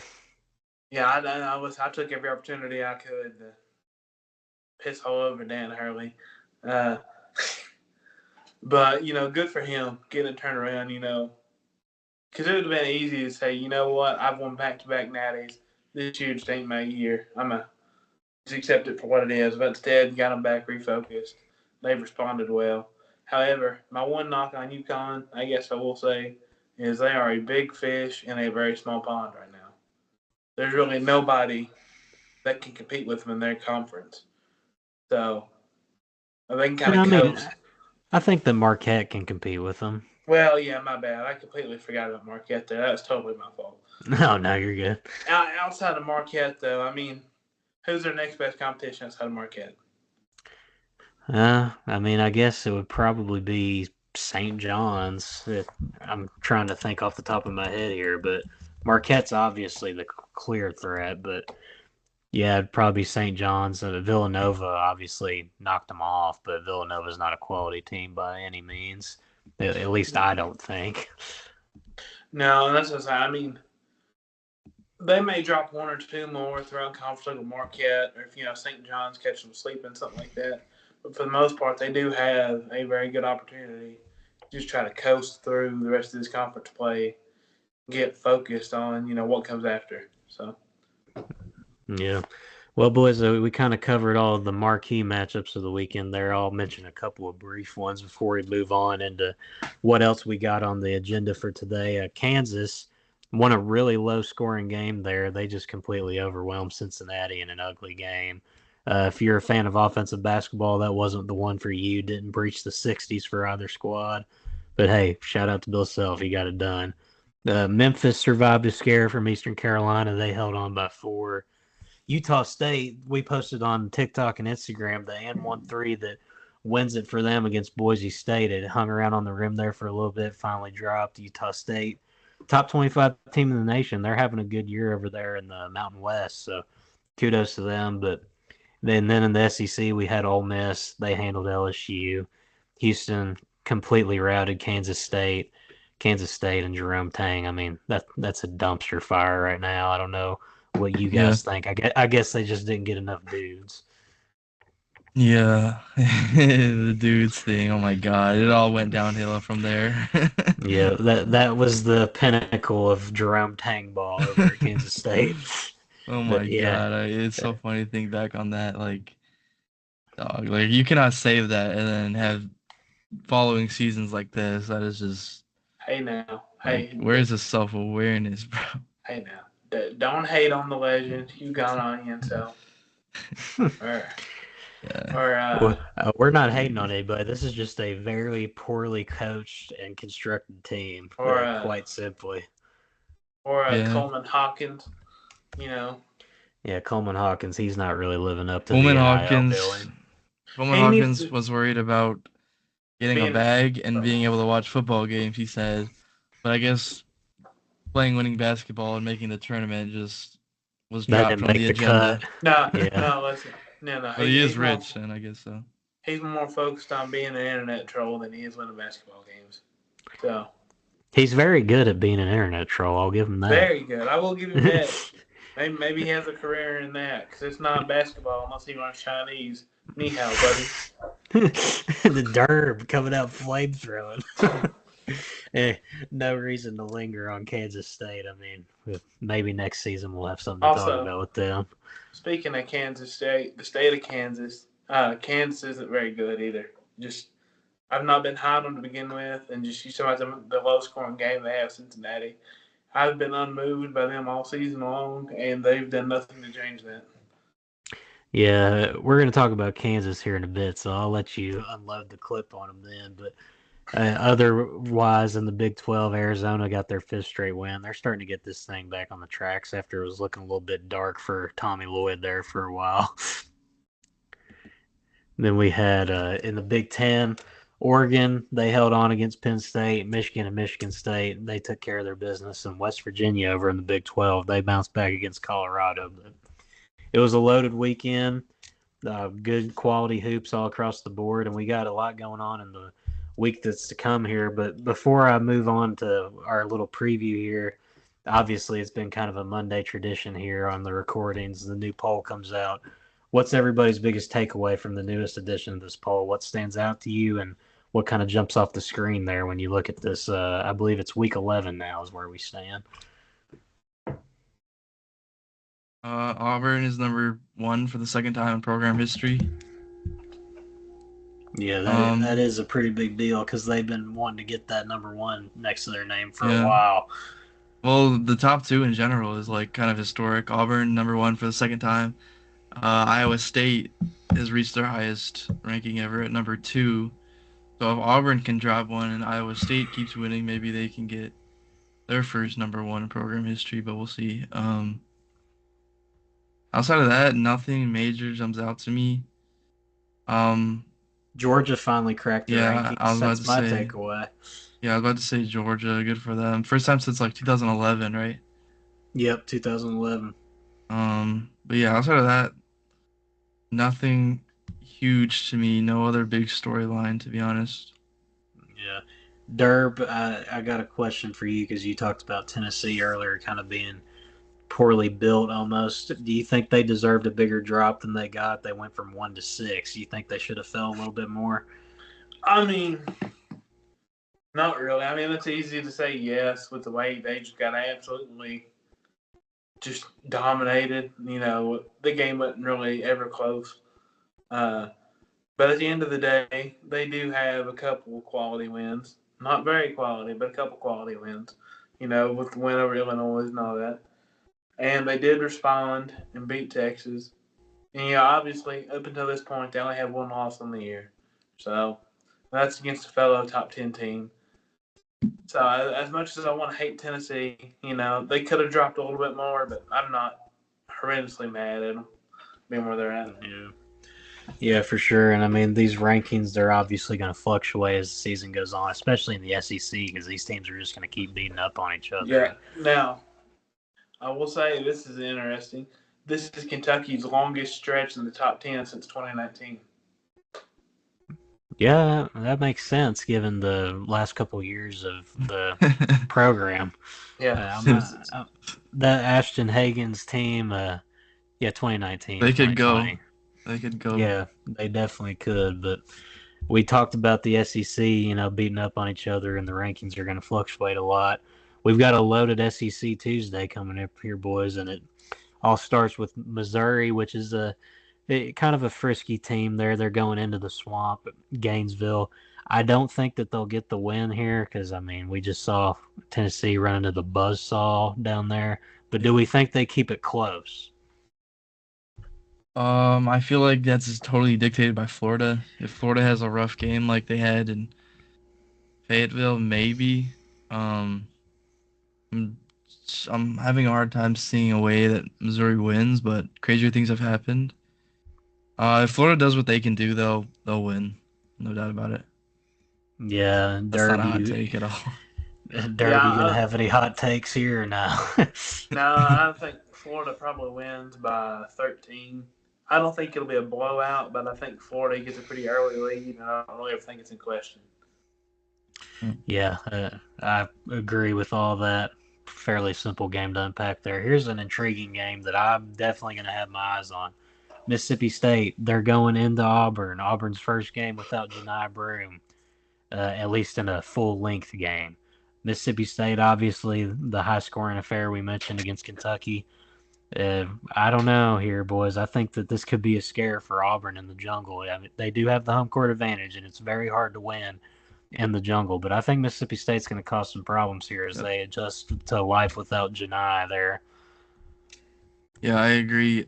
With Janai, I think I would have been really confident in Auburn, but um, I feel oddly confident about Mississippi State's chances. Especially without Janai out. You have the possibility that Hubbard coming off a rough game, he can certainly have a bounce back game. That factor. But I remember earlier Durb was talking about Hubbard's not going to face a better defender than he did with Lamont on Saturday. Well, if it's going to get close, it's going to be with Denver Jones, and so we'll see what he can do to Hubbard. But if they can shut down Hubbard, then they'll have a good chance. That is Auburn, but I don't know. I'm oddly confident Mississippi State for this one. It's going to be the first full game Auburn plays without Janai. They're going to have to adjust really quickly, and if Mississippi State can get off to a hot start, then they'll have a good chance. But you know how hard it is to win in Neville. Yeah, no, 100%. But I'll come out and say it. I think Mississippi State gets the upset win here. I think Yeah, I can definitely see it. I think first game without Janai, it's going to take some getting used to. And this isn't even to slight Auburn at all. I'm just very No. impressed with what I saw in Mississippi State in that game, even though they did Mhm. lose to Kentucky. And Agreed. if Hubbard gets going and plays better than he did last time, and you get a similar output from the surrounding guys, I think there's definitely a pathway to an upset here, and that's what I'm going to lean on. Derb, I don't know if you agree with me or not, but I think I could see the Bulldogs springing the upset here. I don't know. It's a weird one. I could see him pulling the upset, and I'll see Auburn winning it. I don't really know if I feel comfortable going one way or the other, but I do feel comfortable in saying the game will probably be decided by 5 points or less. Mm-hmm. And I feel pretty strong about it. Unless one of them just comes out there on fire and puts, because obviously we've seen teams get their teeth kicked in this year, which is entirely possible. But I would assume that this will be a very physical game, very close. And I'm going to give Mississippi State the slight edge just because of what you said. That's their first game without Janai completely. So, where do they go to get that original rhythm in the offense, stuff like that. So, I think that's where I stand with it. Yeah, it's definitely going to be an interesting game. And another interesting game, Kentucky comes back home to Rupp at Lexington, taking on Texas A&M. As of our recording right now, January 13th at 7:12, we don't know if Wade Taylor's going to give it a go. Yeah, we should be getting the availability reports to your point there, like any minute now, I believe. Yeah, we'll try to keep an eye on that, but it's up in the air right now. I know Buzz Williams didn't really want to give a timeline there, but I think that Kentucky's got a big week here. They've got this one, and then they got Bama on Saturday. I think they either. I don't know. I could see them dropping one of these games. I think they split the week, but I think that the win comes here. Even if Texas A&M does have Wade Taylor, I just like what I see in Kentucky in this matchup more. I think Lamont, he could wreak havoc for Wade Taylor if he does give it a go. And for Zurich Phelps, I mean, he could really throw him out of rhythm as well. And A&M, they rely on their guards, it seems like, and I kind of like Kentucky's bigs better as well. So I'll take Kentucky in this one. I think it will be a close game, but yeah, give me the Cats in this one. You guys on board with me here? We think Texas A&M could come in their up and create some magic. Nah, I think I'm definitely taking Kentucky now. If Texas A&M was unranked, maybe be Texas A&M, but for some reason, when there's a number by the name, Superstitions. Kentucky's red. Yep, Kentucky's. Kentucky is currently unscathed this year in ranked games. We will note that. Besides the Clemson one. It'll definitely be tough without Wade for sure. I mean, the thing with Wade is I think he's gonna be out for like a long period of time because he was ruled out quickly for the last two, like the day before. Like they didn't even give him the day of to see if he would be like a game time decision, like they did with Andrew Carr for Kentucky. But so I think he's having like something lingering that's like more serious. So unless it's like a total shocker, I don't think he's gonna play in this one. I don't have any info, obviously, but yeah. And but I mean, we saw Phelps take 29 shots against Bama. If he can get if he's gonna do that again and he can get like 15 to fall, I think they could make some noise in Rupp, though. That's all I'll say. But yeah, I'm not gonna overthink this one. I think I'll take Kentucky, but yeah, I'm taking Kentucky. But it definitely, I think it'll be a close one. And if you're A&M, if Wade Taylor's out, I definitely think it's going to take some magic from Zurich Phelps and the big guys in Henry Coleman and Solomon Washington. They're going to have to stand up to Amari Williams and Andrew Carr and own that matchup. So we'll see what happens. I think that Kentucky takes care of their business at home.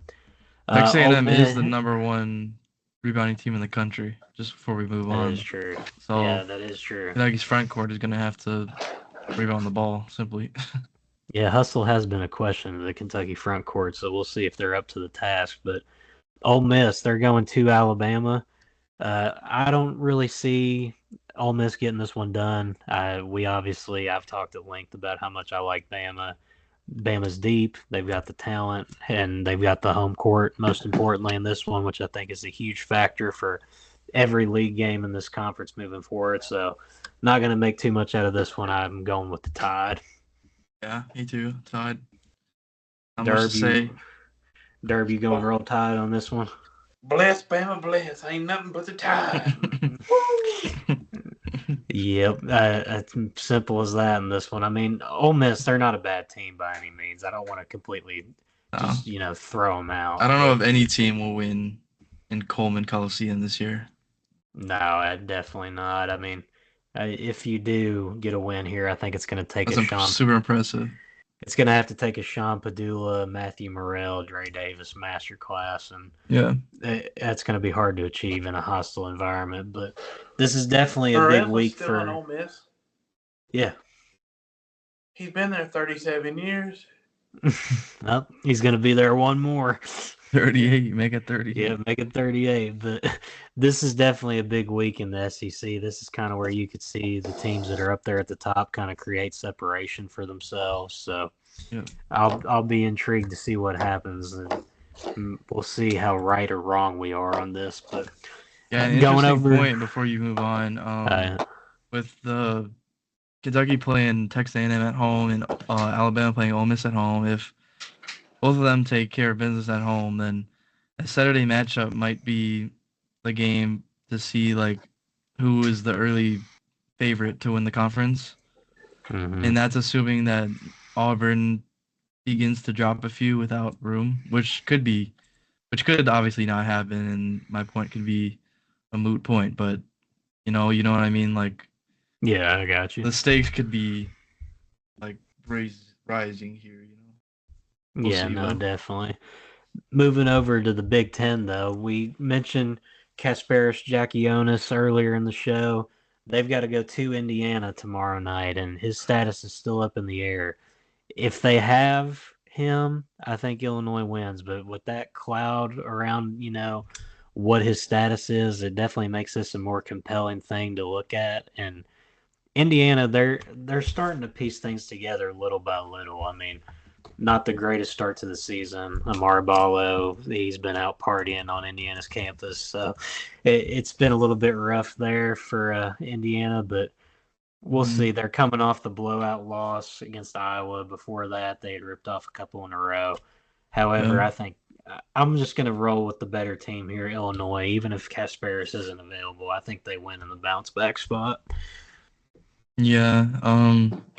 Honestly, with Indiana, it's so hard to gauge them. Like, they started off the season really rough. People were like, okay, Mike Woodson is done as the head coach. Then they rip off a few. They're on like a 5 game win streak prior to the Iowa game. They get blown up by Iowa.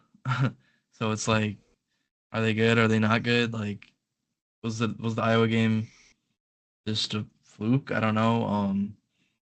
I'm not really buying them. I don't buy Mike Woodson as a coach, so I'll go Illinois. Wouldn't surprise me if Indiana wins, though. It just depends on which version you get, I guess. Yeah, Illinois has been not Illinois. Indiana has been very disappointing so far this year compared to their expectations coming into the year. You bring in some guys like Omar Blue, and you have McKenzie. You get the co-freshman that may or may not have been co-freshman of the year coming back as well. They had a lot of pieces on this team, and they've not really met expectations so far. So up until this point, I think I'm going to go with Illinois. Yeah, I agree with you there. We could be having some cold takes here. We went with a clean sweep across the board, so we'll see what happens. But on Wednesday, we got some solid Big 12 matchups. Kansas is going to Iowa State. I think this could definitely set the course for who moves towards the top of the Big 12. Kansas, they've had their issues this season, but they've also looked really good in moments. So I think it depends the outcome of this game really on what version of Kansas shows up, which you're not really certain on what you're going to get on any given night with them. At least that's been the story so far this season. But they're starting to get a little bit of a footing there, sitting at 12-3 right now, number 9. But going into Iowa State, which is one of the best teams in the country, and I mean they're going to have the home court on their side as well. It makes me think this is going to be a hard game for Kansas to pull out. Yeah, Hilton is going to be rocking, but Kansas has not been good on the road at all. They got worked at Mizzou, at Creighton, so it doesn't give me, like you just said, much confidence that Kansas will walk in and win. But I mean, we saw with Kentucky, they were struggling on the road, and they walked into Mississippi State and won that. So I mean, anything can happen. But I'm gonna go Iowa State. They've looked like the best team in college basketball in the past like 2 weeks. So I'm going Iowa State. Yeah, I definitely am sticking with the team that I've bought all my stock in, and even from the preseason. Derb, what do you think? Yeah, I mean, Iowa State, they're a top 5 team in the country, and, it's a home court advantage. You put those two things together, it's pretty damn near impossible to not want to pick them. So that's how I'm rocking with. Yeah, give me a big game from Curtis Jones, Joshua Jefferson, Keshawn Gilbert, all those guys. I like the depth this team has and the overall talent. I think they also are just kind of more well put together than this Kansas team, or at least that's what it's looked like so far this season. Because we've mentioned it before, Derb's mentioned it. Kansas does kind of at times feel like an on paper team. On paper they look like they should be performing at a lot better rate than they have, and I mean, they came off that sloppy win this weekend, but it didn't really look pretty. Yeah. Right now, you're seeing one of the downsides of NIL, in my opinion. You're seeing guys like A.J. Storr, who are great players, follow a check, and now they're not such great players. And not only does it have a negative effect on the player themselves, it also obviously doesn't translate very well for the team. A.J. Storr is like if Anthony Edwards was 2 inches taller and bad at basketball. So. That's definitely a comparison. But another Big 12 matchup we got West Virginia. They go to Houston. I like Javon Small. I like what Darian DeVries has built there, but I don't think that they're going to go into Houston and win. Give me a big game from LJ Cryer. I think defensively they're going to overwhelm West Virginia and just get the business taken care of on the home court. Yeah, I'll say that Javon Small is like the best player in college basketball that you hear about the least often. He's averaging 25 and 5. Like that he should be an All-American realistically. And West Virginia has been good on the road. They won at Kansas.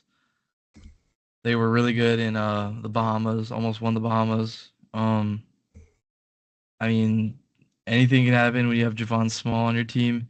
If he has a big night, give me West Virginia to win at Houston. Houston, and it's not just because of that. I'll say that Houston doesn't have a good record in Quadrant 1 games. They haven't looked like the beater that they have been the past few years, so I'm gonna go with what looks like the upset here, West Virginia. Yeah, no, West Virginia got pimp slapped by Arizona at home, and they cost me money. So they sold my parlay. So for that reason, I'm out. Houston, go Cougs. Fade the Trap Derb edition. I like it. Transitioning on from Derb's bad beats and back over to the SEC. On Wednesday, Georgia, they're going to Rocky Top, the number 6 team, Tennessee Volunteers. Georgia's coming off the big top 25 wins of last week against Kentucky and Oklahoma. And Oklahoma's no longer ranked, but I mean, at the time, top 25 win. That's still a solid team overall. We'll see how they bounce back. But, I don't know if Georgia's going to have enough to go into Rocky Top and get this one done. I do think it'll be a close one. It's definitely going to be a physical game with the brand of basketball these two teams play. I hope the refs can keep the whistle in the pocket, which has not been happening so far in Georgia basketball games this year. But I think Tennessee, they're going to get a solid win here and defend the home court. This one's going to be ugly. You can go. I just wanted to say it's going to be ugly. No, I think I'm going to rock with Tennessee with this one because Georgia relies on being physical, and as much as I dislike Tennessee, it's hard to be more physical than Tennessee, and they are going to have the home whistle. It's just how life works. So when you put those two combos together, I just don't think that fares very well for Georgia in any world. Yeah. Yeah, do we think the comments Rick Barnes made about Chaz Lanier lights a fire under him and he has a big game? Because that's what I'm looking for in this one.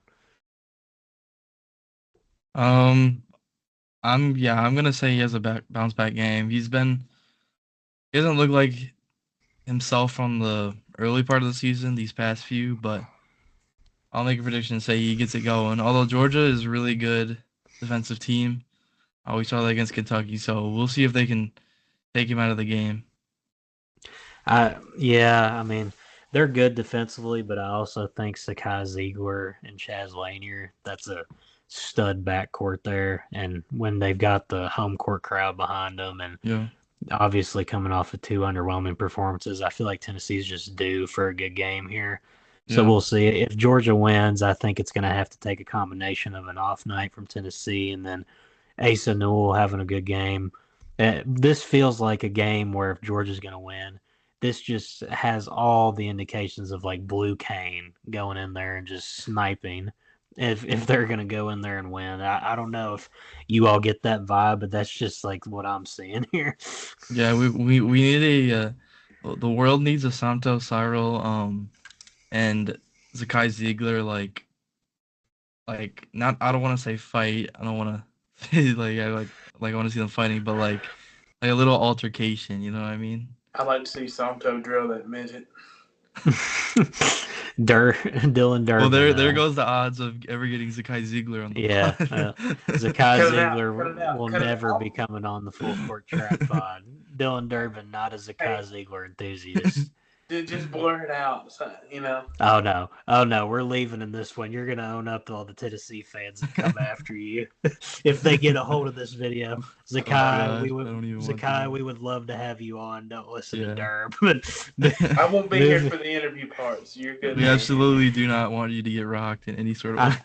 I'm gonna cut this matchup talk off before Durb digs us in a bigger hole. We've got Texas and Oklahoma, the Red River rivalry in basketball. This is actually going to be a very intriguing game. Both these squads aren't ranked right now, but they're also both 0-3 in conference play, and we obviously know these two schools. It's genuine hatred for each other, and this is an ultimate get right spot for both of these teams. They got to find a way to get things rolling, and it feels like the winner of this one, they could start trending in the right direction as we continue through conference play, and the loser, it may just continue to be a snowball effect from there.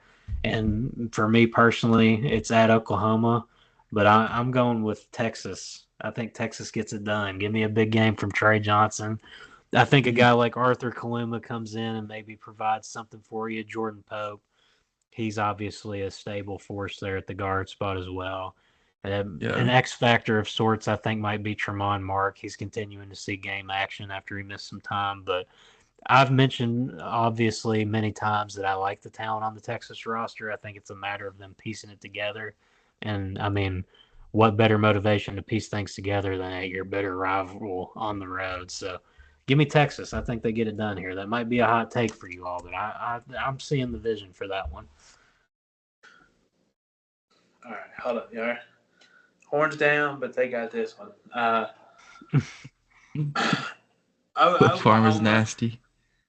And Oklahoma, they started out the year. They're not a bad team, but they're very reliant on Jeremiah Fears, and teams have started to keen in on him very much. Kind of make him the main part of the game plan, and he's not responded very well to that. And as a whole, Oklahoma hasn't. So I think Texas probably gets this one. Yeah. Especially after having two good games with top 5 teams in the country. Yeah, I'll go Oklahoma because I'll favor the home team. I think Texas has the more talent by far. Oklahoma is going to need Jeremiah Fears to have a big bounce back game if they're going to win. So I'll bank on him doing so and take the Sooners. We got 2 elite freshmen in this matchup as well and in the SEC, but if you all had to pick one of the two to be on your squad, Trey Johnson or Jeremiah Fears? Trey Johnson. Yeah, I'm on board with that as well. He has unparalleled scoring bag. Yeah, I am really excited to see that matchup, Trey Johnson and Jeremiah Fears. Obviously, in a rivalry spot, seeing 2 studs like that go against each other, that's going to be a special sight for those fans and for SEC fans. But moving on to Thursday night, Gonzaga, I feel like we haven't talked about them since about the UCLA game, but they're going to have a potential test here. They're playing an Oregon State squad on the road. They're not terrible. They're sitting at 13-5 on the year. I don't think that there's going to be an upset, but I did think it was worth mentioning because this really is the first opponent that's actually worth noting for Gonzaga in a couple of games now. But might be the last of the year. Yeah, it might be the last of the regular season, but I do think Gonzaga will take care of business. It might be a close one, but I think they take care of it. Yeah. Derb, you on board with that one? Yeah, I'd say Gonzaga wins it, though. I mean, we've seen firsthand how good of a team they can be when everything's clicking. So, them forwards are absolute dog out there. So, yeah, and I mean, when they're clicking, they're one of the better teams in the country. It's just been a matter of them not really clicking consistently, but I don't think they're going to have too much of a scare here, maybe a little bit. And lastly, for Friday night, we've got Iowa. They're visiting a struggling UCLA team that's dropped a couple now. Mick Cronin, we alluded to him earlier. He had some fiery takes last week. Do we think that Iowa gets one on a team that might be in a little bit of a crisis here? Or do we think UCLA holds strong? Yeah, everything UCLA and Mick Cronin is just disaster right now. I don't know if he lost the locker room and then he just gave up or what came first, but it just, I mean, it's like, this is like how many seasons in a row he just looks like he he could. I mean, not that he could care less, but like he just looks like he hates everything, hates the job. Is always bashing his players that he recruited. It's like it's just like it's just silly at this point. But I can't defend anything that goes on there, so I'm going Iowa. I'm gonna go with the team that doesn't have delusional players. Yeah. I'll go with the Hawkeyes as well. I think this UCLA team, it's not really looking too great for them right now. Ever since that North Carolina loss, it's just kind of been snowballing. I mean, they had the win against Gonzaga, but then they drop a couple in a row, and right now they're only up underwhelming Rutgers squad. So I think UCLA, their flaws are just getting exposed a little bit too much as of lately. But yeah, I mean, not a whole lot to unpack there. I think that Iowa gets it done, but boys, we've got a loaded week ahead. Derb, what do you want to say? I was gonna say, now that we're officially done with that part, Zakai Ziegler, I apologize. I don't want you to get punched. There Back you to go. this. That's the spirit. I just don't like back to Tennessee. Sakai. There we go. Zakai Ziegler, no strays here. Gentlemen, we have covered quite a bit tonight, and good episode here. Good to have everyone back. Blake Smith, shout out to you for hopping on, even if it was briefly. That's dedication. The ghost of Blake Smith is still with us as we end. Yeah, his streak of appearing on episodes continues. He still hasn't missed one since the birth of this podcast. We appreciate our man Blake Baseball holding it down. That's a goat. Holding it down for the crew. But yeah, boys, we will be back on, I believe, either Wednesday or Friday to talk some more of the college hoops results. A lot to look forward to this week, a lot to be watching out for. I'm going to be trying to get into the building tomorrow for that UK Texas A&M game, so we'll see. But yeah, for now, Luke Tackett signing out, Jake Roll, Dylan Durbin. We'll catch y'all after Super Tuesday and all this Wednesday action we got going on. Enjoy it, everyone.